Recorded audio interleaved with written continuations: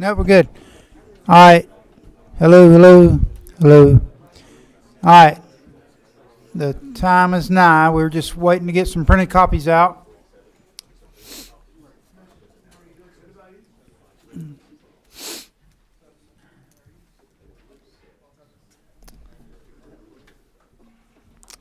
Welcome to the House Industry and Labor.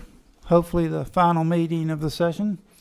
Mr. Bonner, hit your button. I'm going to ask you to open us in prayer. Let's pray. Heavenly Father, thank you so much for this time together to consider these important measures. We just pray you would give us wisdom and discernment as we do, that we make the best decisions for the state of Georgia and for you. In your name we pray. Amen. Thank you. And we have three Senate sunset bills. So we're going to start with the Labor Commissioner. He said he's got work to do, so we're going to let him come up first.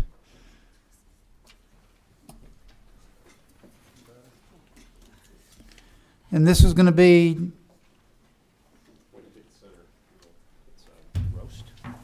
Senate Bill 160, Senator Steele. Tell us what you got. Good afternoon, and with the time change, hopefully we're getting a lot more sunlight instead of sunsets, so we can rely on that. Sorry, I got to start with a corny joke. This is my first time appearing before your committee, Mr. Chairman, so please take it easy on me. This is a bill that a very similar version passed through this committee with Representative Cameron. This is the Senate version, which we believe cleared up a little bit of the confusion in some of the language. There was and I'll let the commissioner explain a little bit further, but essentially this is just what we've called in the Senate as a cleanup bill.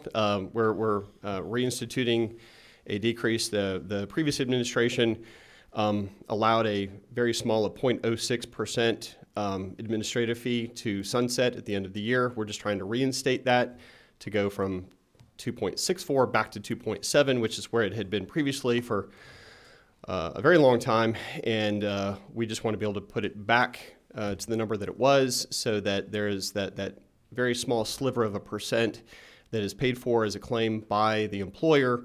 We'll be able to put operating capital back into the Department of Labor to make sure that they can process our unemployment claims correctly. And with that, I'd like to hand it to the commissioner. Go ahead, Commissioner. Thank you, Mr. Chairman, members of the committee. Appreciate the opportunity to come before you again. We're in a situation, as many of you know, the Department of Labor, we're in cleanup mode, right? We've got to make some changes. Again, this bill has two pieces of subject matter in it. I have had the opportunity to meet with people on both sides of the aisle. The first piece is to understand there are tables or there are rates of what the employers pay, their insurance. Think of it as car insurance, right? If you're a new driver and you have no claims, you're going to pay this. If you've been driving, you had claims, you pay a higher rate. So these rates determine what that's going to be, what your premium's going to be. That rate sunsetted, and so therefore it defaulted to a higher rate. So every business, small and large, whether or not you are a Republican business or a Democratic business, is paying more. We need to address that. The second piece of that is of that premium they're paying, there's a small percent that we are asking to be designated for administrative fees. That's why it's called an administrative assessment. You'll hear possibly someone that says, well, by doing this, you're actually harming the trust fund. Some questions were sent out, so I'll just address some of those for you. The trust fund right now is running about 52, 53%, right? If you look at states across the country, it's very consistent with that. Why? We've all come through a pandemic. Is it growing? The more that employers pay in, because our economy is growing, the more it will go back to solvency. So when you hear that word, oh my gosh, we're not solvent. Yeah, well, go look at a lot of other states, right? Here's the next thing I would say that I would address. If we don't pass this bill and we don't get some funding in there, ladies and gentlemen, in your districts, there's no way we can tackle the fraud, which is over $4 billion, which will wipe out our trust fund. So it's a small amount of money that we've got to do one way or another to be able to make sure we're taking care of your constituents. As I've been able to go around the Capitol, as well as my team has gone around, and explained this and made it more clear to people, we've had more and more people that maybe were against it before that said, okay, now I understand. This is not for me. Remember, a lot of the people that need unemployment benefits are in appeals right now, 66,000 people that are in appeals. We just don't have any staff to do it. The only way we can correct this for them is we've got to be appropriately funded. And we think we can do it with that. I've got my legal counsel here if we need to go any further in depth, and appreciate your consideration today.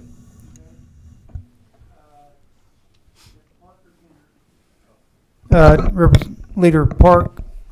Thank you, Mr. Chairman. Commissioner, I appreciate you answering a few of the questions that I had.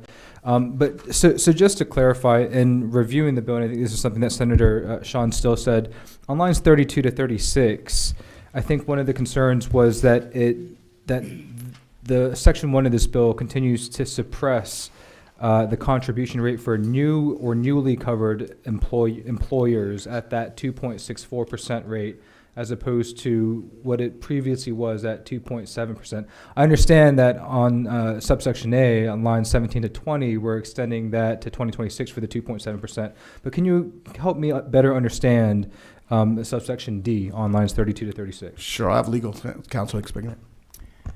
Yeah, basically the mechanism that is used here, the employer would never pay more than 2.7% before, after, with or without. With the assessment in place, the rate is, their tax rate of 2.7 is reduced down, the corresponding amount of the assessment. So it would go down from 2.7 to 2.64. And then the 0.06 assessment is in place, so that would keep the total tax burden up at 2.7%. And that will be in effect under this bill, under lines 32 through 36, through the end of 2026. Then it would sunset, and at that point, you'd go back up to A, where it would just be 2.7% without the administrative assessment. Mr. Chairman, a few follow-ups, if I may. So when it comes to the administrative assessment, there is a little concern that I have in terms of, it seems that it pits that against ensuring greater solvency of the UI trust fund. Is there a fiscal note on what the administrative assessment, how much this 0.06% may result in for the Department of Labor, and why can't we ask for an appropriations from the General Treasury to cover that amount? There isn't a fiscal note that I'm aware of, but generally this in the past has raised between 20 to 25 million a year, the assessment, and it's been in place since 1987, I believe. So it's been in place constantly since that time, and this, in our eyes, this is nothing different than has been done for decades. It's not controversial, but it just was allowed to sunset last year, and we'd like to see it get back in place. But it generates roughly $20 to $25 million. I understand that it's not controversial, but I think my question is, why not increase the contribution rate to 2.7% as opposed to taking that away for the administrative assessment, which could have otherwise potentially been requested from the General Assembly? Well, I think the intent is to keep the tax burden for the employers the same, and this is it's a brilliant mechanism, in my opinion. And I think if you were to poll the 30 plus other states in the country that use a similar mechanism, that it is a best practice. It's a genius provision, in my opinion, that allows, with no impact on the state budget and no impact on employers, to use a portion of the funds that are collected for unemployment insurance to fund the administration of that program. Okay, and just to clarify, the burden on employers would remain the same either which way. The bill simply bifurcates the amount, providing that an additional $20 million to the Department of Labor as opposed to the UI Trust Fund. Is that correct? That's correct. Okay, thank you. And I will say, over the years, prior to a pandemic, this amount has always worked. In fact, I remember for many years as an employer getting a notice saying, hey, you don't have to pay, we suspended that rate. So obviously it worked, sans the pandemic. It's always worked. So is that Representative Cameron? Yeah, I just had a quick question. It came up when I presented the original bill. the number of years it takes a new employer to build up experience where they get where they get a better rate. And I think Chairman Carpenter said 3 years, but I just thought I'd ask you while you're here. It is 3 years. That's correct. Okay, Way to go. And are you saying my bill's sloppy center still? No. You had your lot. Okay, go ahead. So my question was the difference between the administrative assessment and the employer tax, and I think I understand that now. So the administrative assessment is to pay for the labor cost for the Department of Labor, is that true? So again, like we were talking in the past, Department of Labor is a unique anomaly of an agency. Our funding comes through various grants, and you can only charge for those grants. But think about, as you all run businesses, you have administrative costs, which are the people to administer, and most of that's got to come from the state. It can't come out of some of these other grants. So to answer your question, that's why it's called an administrative assessment, yes. Okay, and one follow-up. So while this is a new tax, it's really a continuation of a tax that this body failed to change the sunset date last year. I would never before the House say that you failed anything. I would simply just say that it never got the opportunity to vote on it. I didn't say the House, I said this legislative body. I stand corrected. I Just sit to be- corrected. Just to be clear. Mr. Chairman, if I could add to a remark that Representative Cameron made. No, sir. The brain trust in the House is far greater than the brain trust we have in the Senate, so we had to simplify it for our own needs just so that we could actually understand it, sir. So, thank you. Chairman Carpenter? Yeah, I apologize, I walked in a little bit late, but explain to me why we're sunsetting this and why we're having to attack this issue every so often. I just don't understand. I don't know, help me understand that piece, because to me, if it's a funding mechanism for the administrative, it ain't like in 2026 that your administrative costs are going to go to zero. So why is it something that we sunset in the first place? Mr. Chairman, as a former member of the Senate, our body over there, whether we like it or not, we liked things to be sunsetted to reevaluate whether they were working or not. And so that's my understanding, at least from that chamber, why we sunset things. Further question, though, is it not evaluated every year in the budget process how much money is spent in your department? It is. So obviously, if we look up and say, wait a minute, 6.06 is way too much, then we could always come back and adjust the rate without having to always, anyway, whatever. We can do whatever y'all need to do, but I don't understand the sunset. Well, we've been sunsetting since 1987, so that's a very fair point. Yeah, you would think we'd figure out, since if we've been in it since 87, we could probably remove that. Is that Representative McLean? Thank you, Mr. Chairman. I guess, Commissioner, I guess I'm gonna just follow up. So we had 20 to 25 million that we're expecting that this, that 0.6 is going to generate per year. Of course, it depends on what our collections are in a premium, but I understand that that's a consistent number. Okay. So what is the balance of our of our trust fund right now? It's 1.3 billion. About 1.3 billion. Does any of that constitute any of the federal pandemic money at all, or anything, or is just, I'm just trying to see how that ties in. That number is just the money that's used to pay the regular state benefit program. It doesn't include any federal pandemic programs or any other federal unemployment program. Okay, so the federal I'm sorry, Mr. Chairman, I'm just having fun. No, go ahead. So the federal pandemic funds are still there in a separate pool or a separate account, or? Yeah, they're financed entirely by the federal government. It's just a completely different funding source. Our state employers don't pay that in their taxes. So yeah, it's still there. They guarantee those funds. The trust fund balance now, it wouldn't be impacted in any way by the federal programs. Thank you, Mr. Chairman. Representative Hagan? Thank you, Mr. Chairman. So we've discussed a few things here that we may want to look at in the future to simplify this process for you in the future. But just to clarify, to make sure I fully understand, this bill only reinstates the 0.06 that has been in place forever, or close to it, that sunsetted last year. This is not a new anything. It reinstates that, as well as brings the rate for the employers back down to what it was. So yes, we are continuing what was Okay. already there a year ago. Thank you. Yeah, technically, and some folks will narrative this, that this is a new tax, only because it's sunsetted. But if it hadn't sunsetted, it would not be new. So, Leader Park. Thank you, Mr. Chairman. Just a few more follow-up questions that came to mind.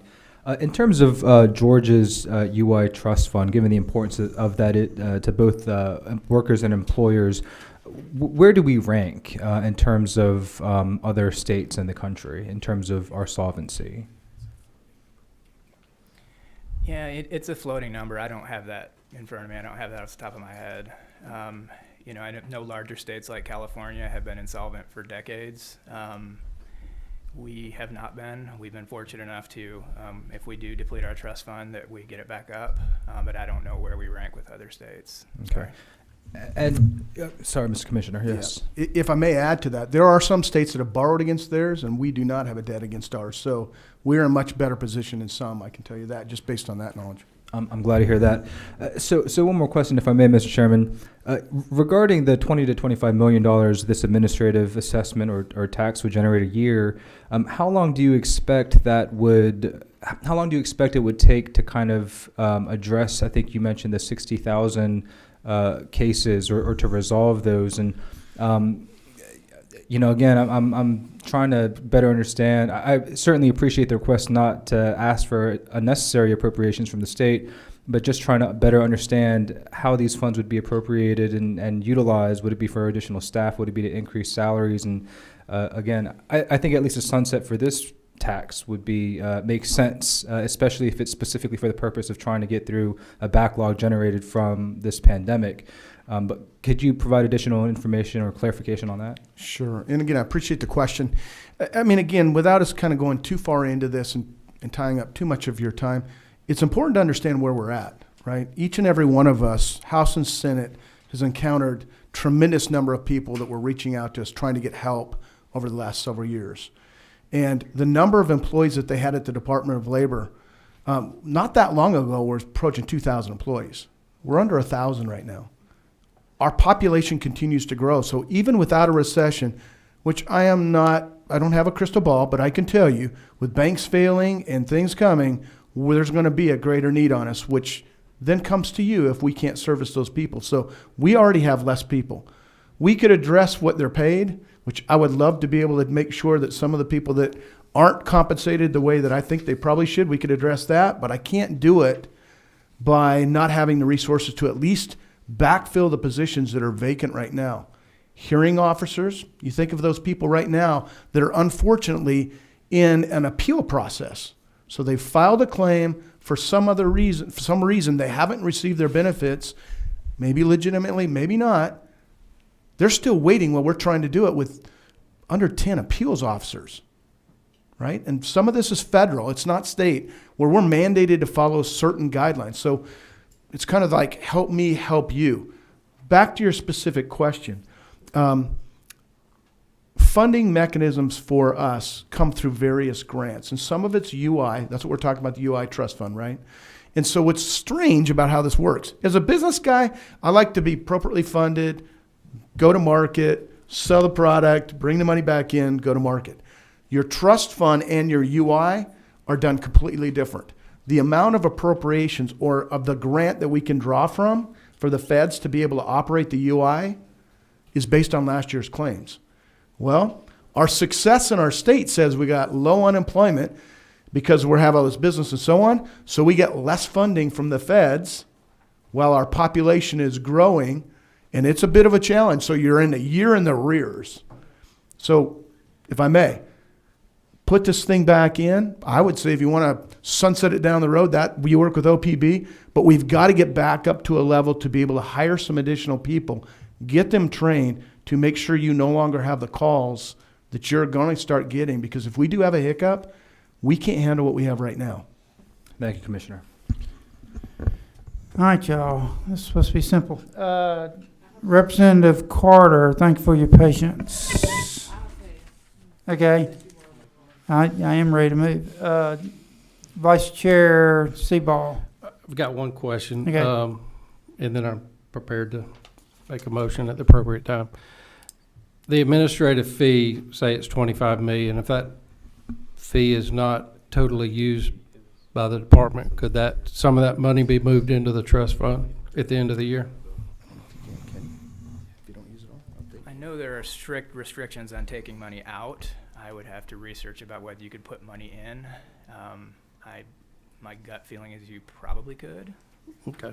but I'm ready to make a motion. Yeah, well, Representative Chairman Carter, It was more of a thought than a question. You know, I think the commissioner hit on something, right? Is his funding mechanism is based upon previous actions and is not reflective of actual payroll that is currently occurring in the state of Georgia, which is really your risk in unemployment moving forward. So I think having something connected to that payroll number makes a lot more sense on what you're up against, I think, in the long run, because the risk factor is, you know, a lot of times you're looking 2, 3, 4, 5 years out, and if you're not playing with those payroll numbers and having some kind of funding connected to them, you'll have an issue. So, yeah. In the audience, Ray Calfani wanted to come on up.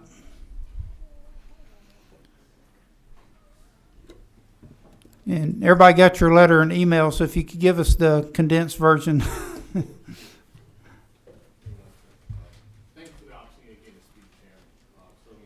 Issue. I just hope to raise a profile about the provisions we just talked about, about pitting a trust fund against needs that the Department of Labor has. What we're doing right now, resembles an irresponsible path that Georgia took before the Great Recession, where suppressions of employer contribution rates, which is what we're doing, which what we would do, left a weak trust fund that went insolvent.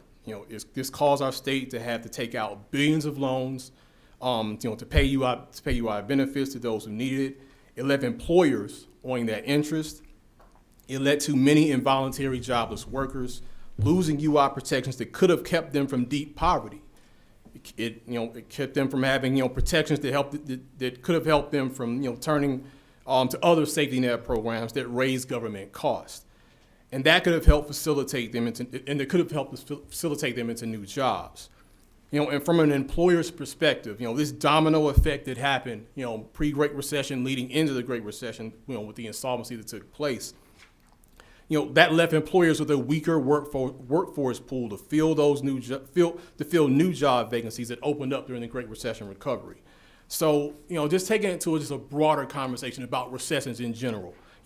We hope, that the COVID-induced recession was just an anomaly, but we know that from several decades leading up to now, that recessions in general have gotten deeper and they've gotten longer.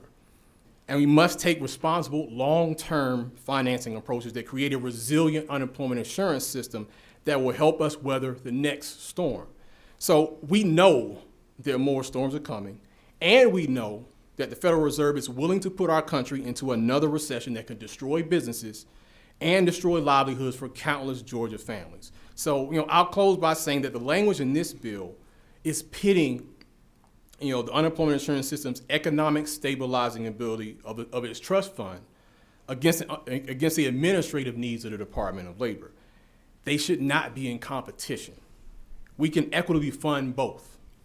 These provisions also come, as we mentioned, without fiscal notes, which leave us with no idea how much these trust fund related proposals will cost the state, and how much that we're losing into the trust fund by suppressing employer contributions for new employers and for tenured employers. So I hope that each committee member and Department of Labor agency leaders in this room begin renegotiating a new path that keeps us from making the same UI financing mistakes that we made leading up to the Great Recession. So I thank you for the time. I'm open to any questions that you may ask.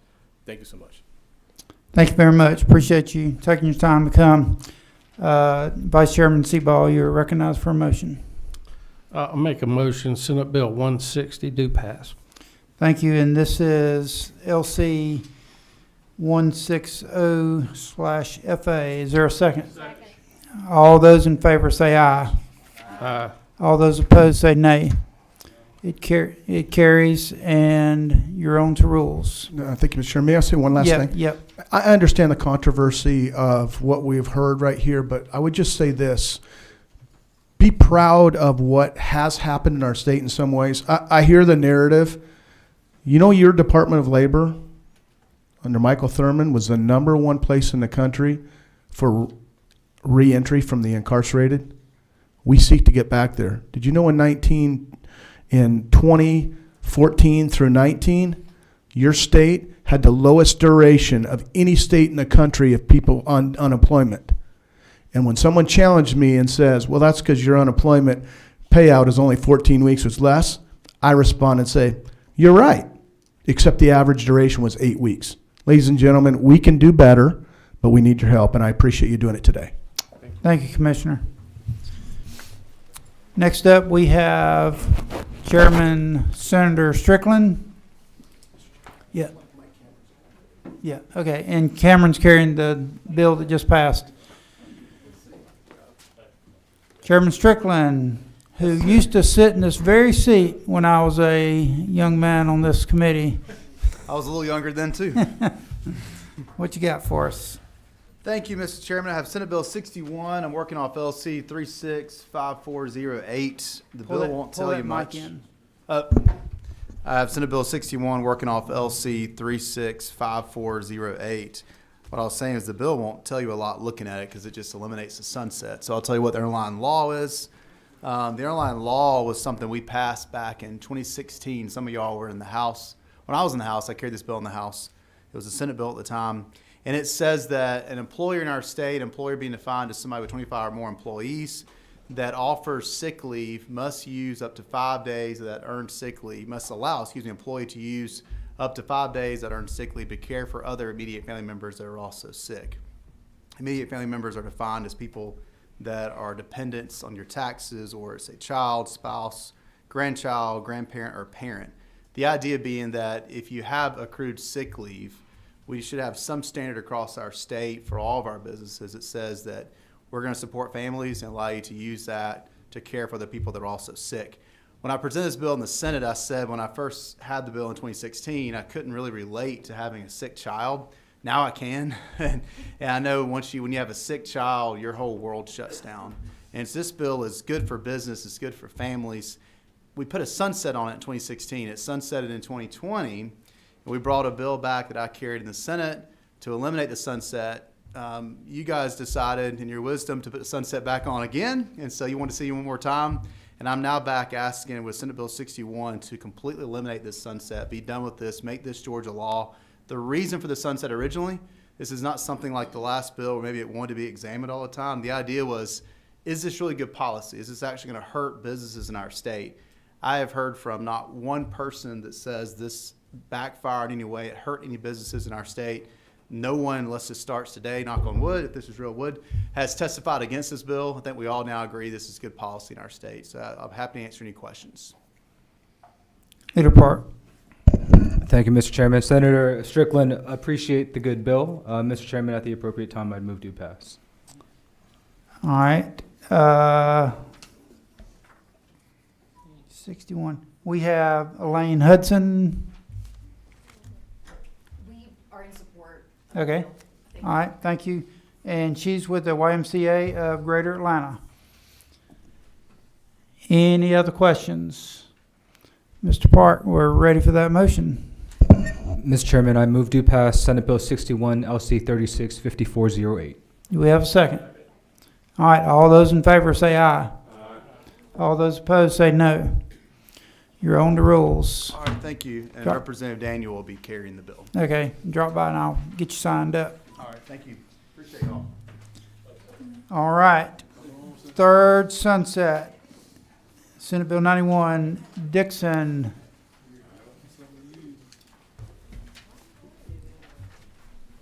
Good afternoon, Mr. Chairman and committee members. Thank you for allowing me to bring Senate Bill 91 before you, working off of LC 365388. And this bill simply extends the time before the subsequent injury trust fund is absorbed by the Department of Insurance by 2 years. Currently, they're set to be absorbed the end of this year. This extends it to the end of 2025. The reason for it is they're needing some additional time to settle out some of the claims that they have. They started out in 2004, I believe, with over 10,000 claims, and now they're down below 500. 500. Say that again. So because that's pretty impressive. Yeah, in 2004 they had over 10,000 cases or claims, or however you like to call it, and today they're at 562. Okay, and that's why this is a good reason for a sunset, because as soon as we finish out those claims, we're gonna fire, Mr. Pentecost, and he's gonna have to go find another job. All right, are there any questions? Representative, is that Carter? Who's 18? Representative McLean. Thank you, Mr. Chairman, and thank you, Senator Dixon. I see we went to 2025. Was there a reason we went to December 1st, 2025, other than? Well, we feel like we can hopefully settle up to as many as 200 more cases in the next couple of years. We're down to 562. These cases are, we're moving rather fast. Of course, the last ones that are left are a little harder because some of them don't want to settle. But and then you have some deaths, of course, by age. But we feel like we can get at least maybe close to 200 at least more cases settled. And the Department of Insurance is in agreement with us to try to get some more cases settled because it makes it more manageable for them. Last year, we actually put extra money in the budget to settle some of these, correct? That was through DOS. Oh, that DOS. Okay. Representative Thomas? Oh, sorry, Kennard? Thank you, Mr. Chair. So we settled 1,500 cases in the course of a year? Was that this time? No. We've well, I guess there might have been before me when it was so many cases. Yeah, it could have been. But as the time goes on, they slow down because the harder cases are what's left. Yeah, the delta between those, it wasn't last year. It was, what's the year you said? Well, it's our board of trustees. How long ago was that? 2004, Yeah. not 2000. Okay, I just remember us discussing this last year. Yeah. And there was thousands of cases still unresolved. Now we're down to 500? Well, last year we were at about 650, and now Okay. we're down to 552. And we're a little less than that. We settled one this week, but One more question? Sure. So what do you attribute that to? Why have we been more effective?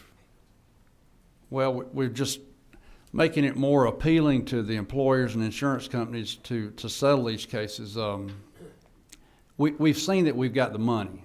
You got to remember, we don't use any tax dollars. All the money came in through insurance companies, through assessments and employers.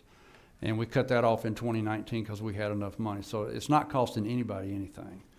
And we're just trying to get those cases down. And we've been able to do it for a number of reasons. We've tried to raise our cap a little bit to try to help some of the employers. And of course, the less cases you have, the more money sometimes you have to offer.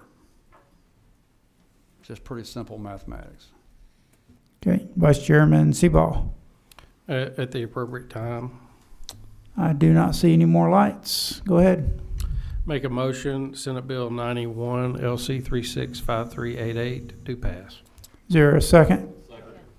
All those in favor say aye. All those opposed say no. You're on the rules. Thank you, And Mr. since Chairman. somebody left, I'll sign it right now. And who's carrying the bill?